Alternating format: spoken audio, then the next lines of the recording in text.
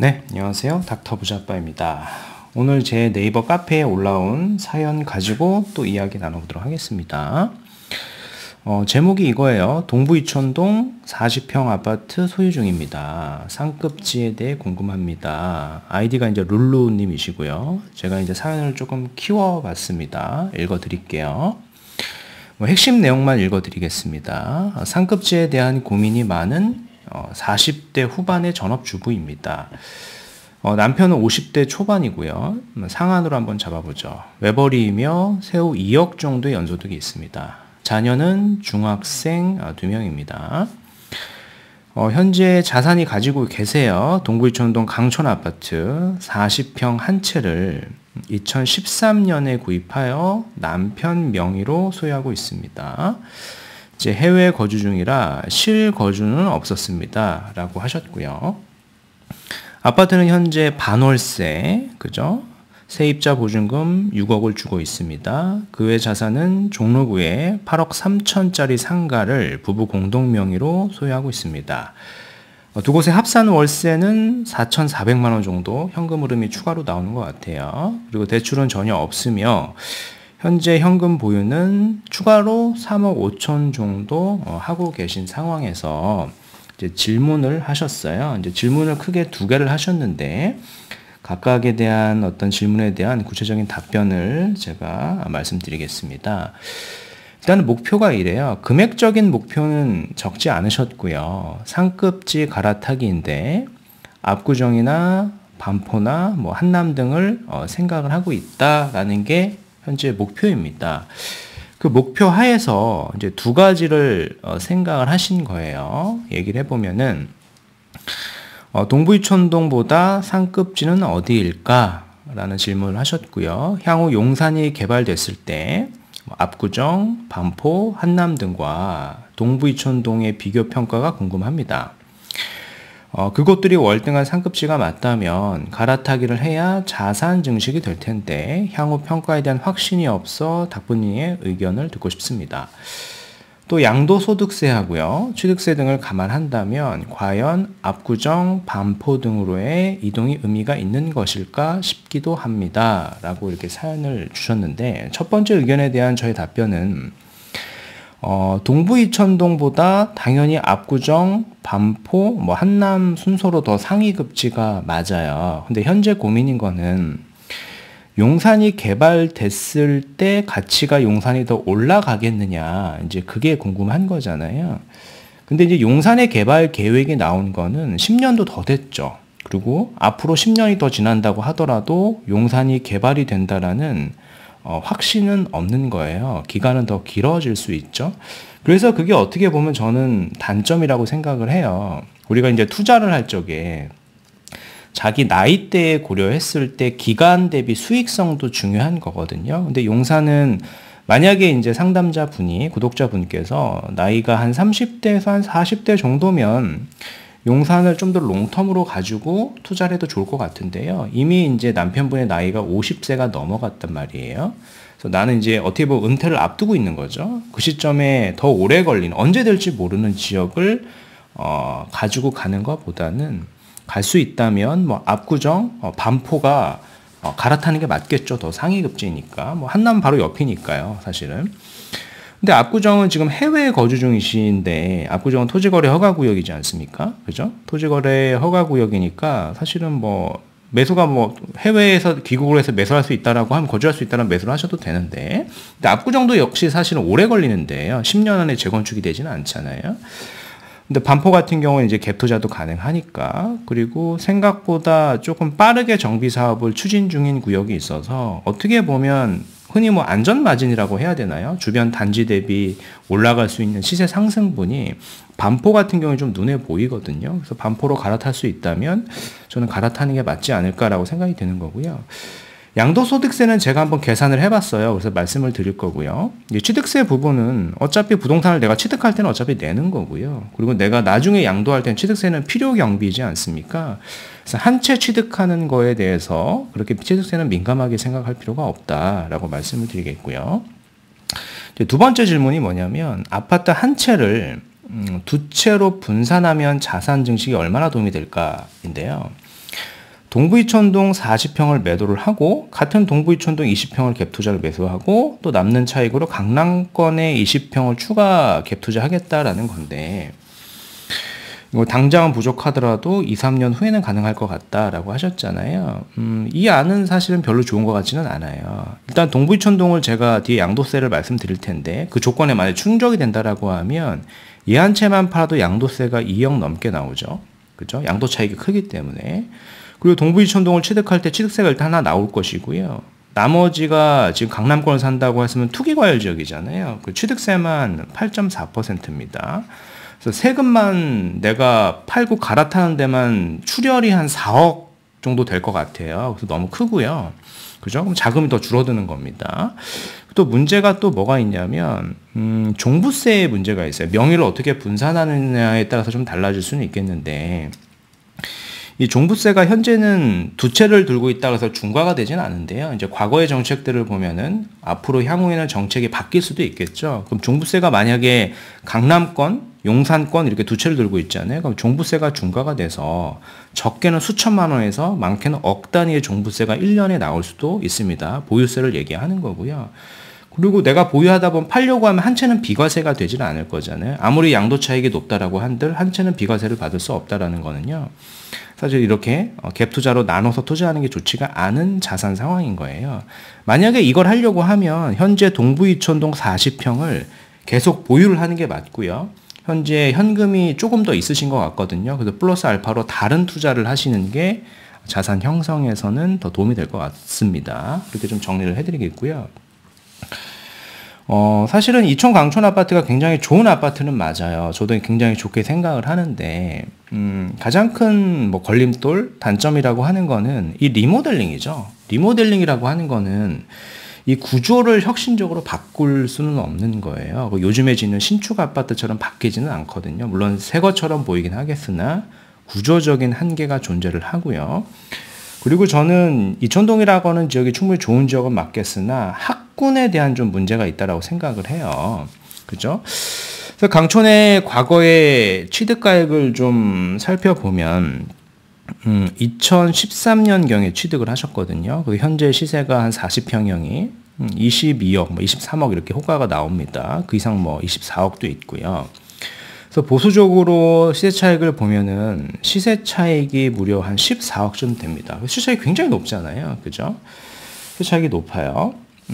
근데 이제 아래 지역을 좀 내려와 보면 여기 이제 단점이 제가 뭐라 그랬나요? 첫 번째가 내가 가지고 있는 자체 아파트의 어떤 상품성인데요. 이제 리모델링이죠.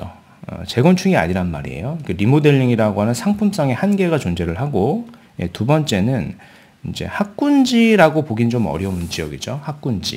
학군지나 이런 학원과 관련해서 이런 지역들 이촌동 아파트나 뭐 반포동 아파트를 선택을 한다라고 할 때 사실은 아파트 가격이 이촌동 20억이 넘어가고요. 그 평형은요. 반포동은 30억, 40억이 되잖아요. 학군에 대한 민감도가 좀 있는 지역이거든요. 물론 일부 뭐 나인원 한남 같은 고가의 아파트들, 프리미엄 아파트들은 별개의 시장으로 봐야 돼요. 이촌동은 사실은 고가의 아파트는 맞는데 이게 프리미엄 아파트이고 되게 어떤 고급화된 아파트라고 보기는 어렵거든요. 앞으로 리모델링이 되든 재건축이 되든 그건 마찬가지예요. 이제 반포도 마찬가지입니다. 그거는요. 반포도 아파트 자체가 비싼 거지 프리미엄이 있는 그런 아주 좋은 아파트는 아니다. 그죠? 흔히 얘기하는 럭셔리한 그런 아파트는 아니거든요. 그냥 일반 아파트인 겁니다. 일반 아파트랑 비교해 봤을 때 내가 30억, 40억 이렇게 투자할 수 있는 사람들은 아무래도 학군에 대한 민감성이 있는 사람이거든요. 그래서 반포라고 하는 지역 대비해서 그런 것들이 좀 부족한 거죠. 이런 두 가지가. 그죠?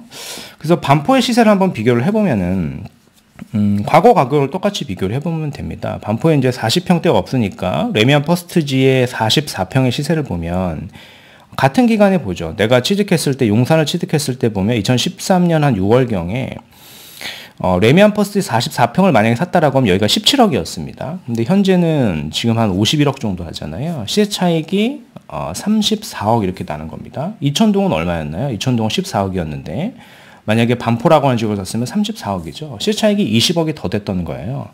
물론 이제 평형이 크고 이제 금액이 높다라고 할 수 있으니까 평형을 좀 낮춰보면은 30평대를 보더라도 현재 시세가 30억 중반에서 111동 로얄평형, 뭐 로얄동 이런 데는 뭐 40억 가까이도 호가를 하지 않습니까?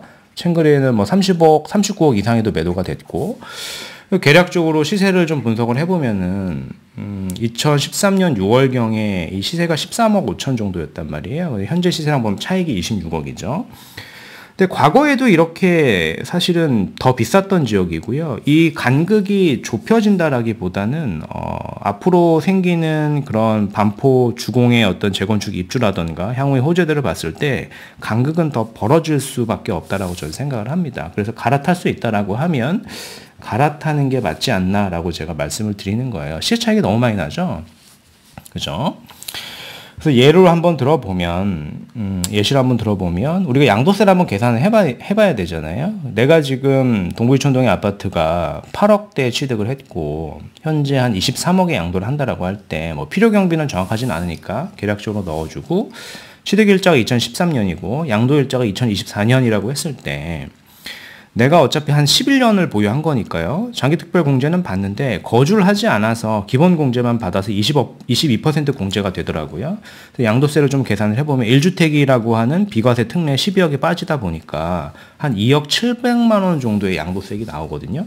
양도세 자체만 보면 굉장히 양도세가 높은 건 맞는데 우리 양도 차익이 이미 14억이나 되죠. 양도 차익이 14억이기 때문에 14억을 벌었는데 뭐 2억 세금을 내는 거는 많이 낸다라고 생각하지는 않거든요. 그래서 이렇게 좀 생각을 하셨으면 좋겠고, 단 이제 주의를 좀 하셔야 되는 거는 팔기 전에 현재 해외에 거주 중이시면은 이 아래에 말씀드린 세 가지 중에 하나 는 충족이 돼야 1주택 비과세 특례를 받을 수가 있어요. 뭐 해외 이주나 뭐 취약 등 뭐 이런 걸로 인해 세대 전원이 출국했을 때는 출국 시점부터 2년 이내 주택을 양도를 해야 되는 조항이 있습니다. 그죠? 2년이 만약에 지났다라고 하면은요. 가족 모두가 한국에 돌아와야 돼요. 한국에 다 돌아올 수 없다라고 하면 한국에 돌아오고 뭐 183일이라는 기준이 지나야지 국내 거주자라고 판단이 돼서 비과세를 받을 수가 있습니다. 그래서 이런 조건들이 맞는지를 체크한 다음에 파셔야 돼요. 이 조건이 해당이 안 되면 매도를 하시면 안 됩니다. 세금이 너무 많이 나오기 때문에. 만약에 이 세 가지 조건 중에 어느 하나가 충족이 돼서 양도세가 한 2억 정도 내외 그 이하로 나온다라고 하면 매도를 하고 좀 더 빠르게 자산을 불릴 수 있는 곳으로 갈아타는 게 저는 맞다라고 생각을 해요. 물론 거기에 이제 압구정도 있는데 압구정은 내 자산을 팔아도 대출을 또 많이 받아야 되고요. 그리고 토지거래 허가구역이니까 바로 내가 어떤 거주도 해야 되는 부분이 있을 것 같습니다. 그래서 이제 반포라고 하는 지역을 좀 예시로 말씀을 드려보면 뭐 반포 이동 지역에 기존에 있는 아파트들, 뭐 아크로 리버파크나 뭐 레미안 원밸리나 레미안 퍼스트시티 등을 우리가 뭐 갭으로 전세를 끼고 사도 나쁜 선택은 아닌데 우리가 결국엔 투자로 본다라고 하면 앞으로 신축이 될 곳을 가는 게 맞고요. 신축이 될 곳 중에서도 뭐 사업의 속도가 그렇게 많이 남아있지 않은 임박해 있는 곳, 그러니까 입주가 임박해 있는 곳을 보는 게 저는 맞다라고 생각을 하거든요. 투자 기간 대비 올라가는 수익성이 중요한 거기 때문에 그런 겁니다. 제가 말씀을 드렸죠. 2013년경에 강촌에 이런 아파트를 내가 동부이촌동을 샀을 때 우리 시세 차익을 14억으로 굉장히 높게 번 건 맞는데 같은 시점에 반포동에 44평을 샀으면 우리는 벌써 34억을 벌었잖아요. 이제 20억 간극이 났는데 이 20억 간극이 좁혀진다라기보다는 더 유지하거나 더 벌어질 수 있다라고 저는 생각을 합니다. 그 원인이 학군에 대한 부분이 있고 용산 개발이 너무 뒤시점이라는 거고요. 강촌의 아파트가 리모델링이라고 하는 한계점 때문에 그런 거예요. 예시를 한번 들어보면 반포 주공도 1단지에 뭐 1, 2, 4주구는 살 수 없을 것 같고요. 한 3주구 정도는 검토를 할 수 있을 것 같아요. 여기 아파트가 한 20억대 후반, 뭐 30억대인데 2주비 대출을 내가 승계받은 거를 산다라고 하면 20억대 후반에는 살 수 있을 겁니다. 뭐 아파트를 파시면 충분히 자산이 있기 때문에 바꿔놓을 수 있을 거예요. 여기가 이제 재건축 초과이익 환수제 대상 단지다 보니까 그런 분담금이 좀 나옵니다. 재건축 초과이익에 대한. 그래서 그게 붙게 되면은 뭐 30억 초반에서 뭐 30억 한 중반 정도 이하의 33평 기준으로 사게 되는 건데요. 이게 입주가 뭐 한 2년 한 6개월밖에 안 남았어요. 지금 이제 공사를 하고 있기 때문에 입주 시점 2년 한 6개월 지나서는 저는 저점이 한 40억에서 최소 한 45, 호가는 50억 이상도 나올 수 있는 지역이라고 생각을 합니다. 국평 기준으로 저는 말씀을 드리는 거고요. 2.6년이 지나서 동부 이촌동이 리모델링이 되거나 동부 이촌동이 개발이 되지는 않잖아요. 그렇기 때문에 우리는 이렇게 자산을 양도세가 일부 나온다라고 하더라도 바꿔놓는 게 더 좋은 것이다 라고 저는 말씀을 드리고 싶은 거예요. 자, 그래서 오늘 말씀드린 내용을 좀 요약을 해보면은 50대 초반 부부고요. 외벌이 새우 2억, 해외 거주 자녀 2명입니다. 동부이촌동 40평 한 채를 갖고 있어요. 실거주를 하지 않았는데 취득 시점이 사실 실거주 요건이 없는 시점이죠. 파리 대책 이전이니까 2년 보유만 했어도 1주택일 경우에는 뭐 10여 개 비과세 특례는 받을 수가 있는데 해외 거주 중이시니까 그 조건을 체크하셔야 된다라고 말씀을 드렸습니다. 그 세 가지 중에 한 가지. 그 세입자 보증금 6억이 껴있고 종로구에 뭐 8억 3천 상가 뭐 부부 공동명의다. 여기서 이제 월세 소득이 합산으로 4,400만 원, 현금도 3억 5천이 있습니다. 자산을 굉장히 많이 모으셨는데 질문을 두 개 하신 거예요. 첫 번째 질문이 동부이촌동보다 상급지는 어디일까? 향후 용산이 개발됐을 때 압구정, 반포, 한남 등과 비교 평가가 궁금하다.